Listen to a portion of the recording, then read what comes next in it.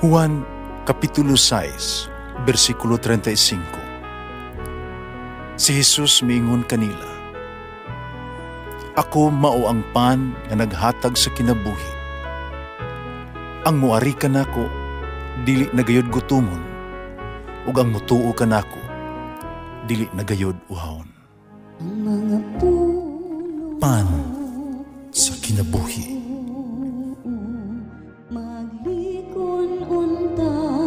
Sa mong pagtuo o gagakakabi sa pagtuman sa imong mahal nga kasuguan. Ang Ginoo manaa kaninyo. Santo sa Ebanghelyo sumala ni San Mateo. Gitigom ni Jesus ang iyang napulog duha ka tinun-an.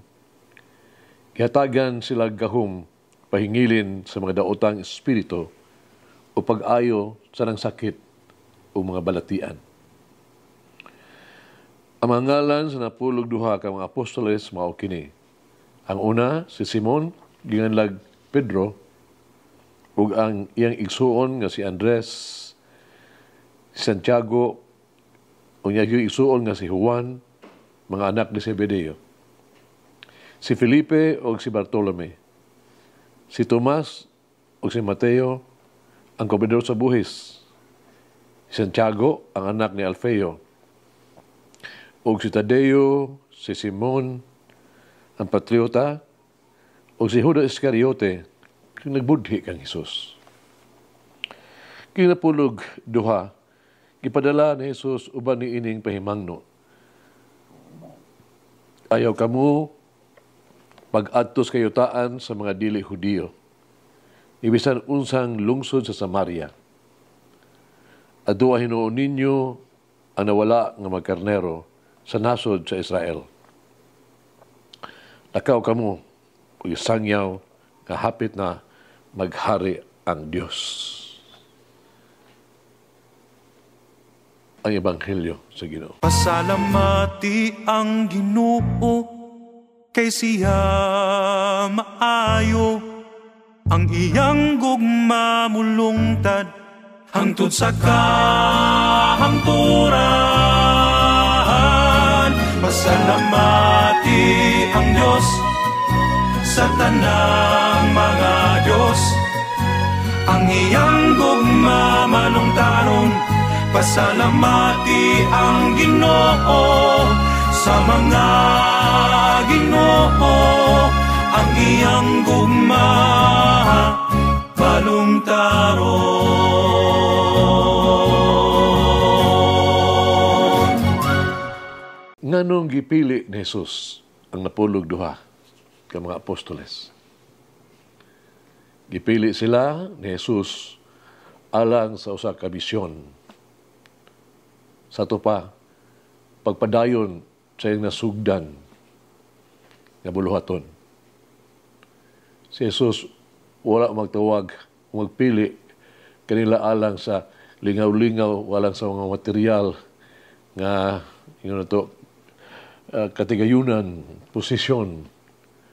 Wala nila sila ipadala aron magbakasyon o magpahayahay. Si Jesus nagtawag kanato sa pagtrabaho sa iyang ubasan, parasan. Gipili niya kita sa pag-alagad sa iyang katawhan. Nagtuo si Jesus, nga bisan kinsa pa kita, bisan unsa pa ang anaa kanato, magkahimo gihapon kita, no? Makatampo gipunta alang sa iyang misyon. Nakita ka paambit, nato ikahatag sa uban. Kita gitawag o gipili sa Dios alang siyahang mga buhat. Ug dili alang sa itong kagalingon nga kaayuhan. Itong kapritso. Kita maningkamot pagdani sa mga tao ngadto kaniya, balik ngadto kaniya. Ug dili haron maghimo kita sila maunungon diha kanato. Naghago kita sa pagtukod sa katawhan sa Dios. Dili sa maghimo natong kagulingog fans club. kinahanglan ihatag nato ang atong kaugalingon ngadto sa Dios ug sa iyang katawhan. Dili aron makadawat og usa ka butang gikan kanila ug gabiton kini alang sa atong katuyuan. Magbuhat kita o mga buhat sa Dios, dili sa pagpugong sa usa ka butang o pagtago sa usa ka butang. Murag babag pa. Ato hinumduman nga ang Dios dili gyud mohunong sa paghatag kanato sa labing gikinahanglan nato nining kinabuhi. Ang Dios dili gayon mohunong pagpaambit kanato kung unsay labing maayo kung mapuslanon alang kanato.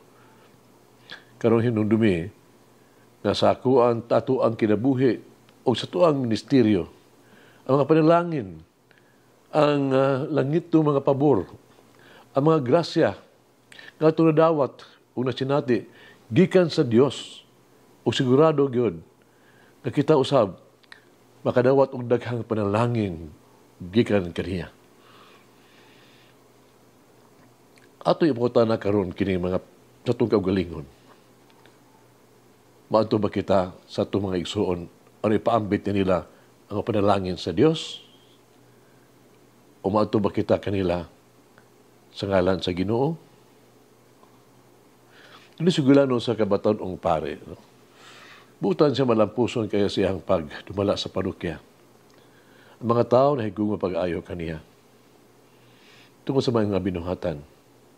May tanahoron siya, dedikado kayo siya, mga pastoral nga buluhaton. Ito ang siya sa iyang kinabuhit sa pagapare.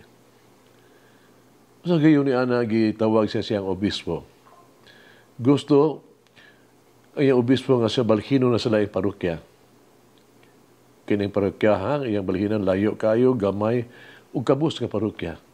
Nabalaka gani ang obispo kung dawatong bakha niya sa pare, ang bag-on niyang assignment. O balibar bakha siya. Magbutang ba ka sa mga kondisyon? Dili. Miingon lang siya, siyang obispo ba, nga among obispo pong pa niya, nahibaw ka. Kuno siya labing maayo, alang kanamo, ug alang sa simbahan. Oo, maadto ako, imong kamahalan, bisan kanusa o bisan diin. Agit kinabuhi. O sa mga butanga nga kinahanglan panakong buhaton para kang Jesus, mag-ampo kita. O Ginoong Jesus, among tinuod nga kahayag o kinabuhi, misalig ka kanako. Ay imong gitugyan kanako ang imong trabaho. Gidawat ko sila na malipayon. Ako nagtrabaho kanunay, alang kanimo. Kanunay kong nag-alagad sa imong katawhan. O karon ako nag-ampo alang sa imong grasya sa paglig-on kanako batok sa bisan unsa nga kapakyasan.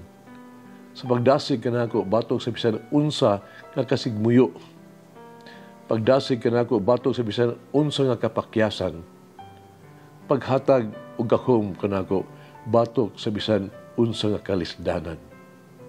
Pultuli ako o Ginoo. Tudloy ako, Jesus. Among tinuol nga kahayag o kinabuhi. Kung dili ko ikaw pakyason. Dili ako maghimong kaulawan kanimo o sa imong katawhan. Amen. Mama Mary, give me wisdom as I promised the kingdom of God. Mulangin ang Diyos magagahom sa tanan, Amahan, Anak, Espiritu Santo. Amen. May the Lord of the divine mercy bless us all, heal us from all diseases and suffering. Ayun unta niya kita, tanang mga sakit na sa lawas o sa kalag, body and soul. In the name of the Father, the Son, and of the Holy Spirit. Jesus, I trust in you. Whoever eats the bread of life will never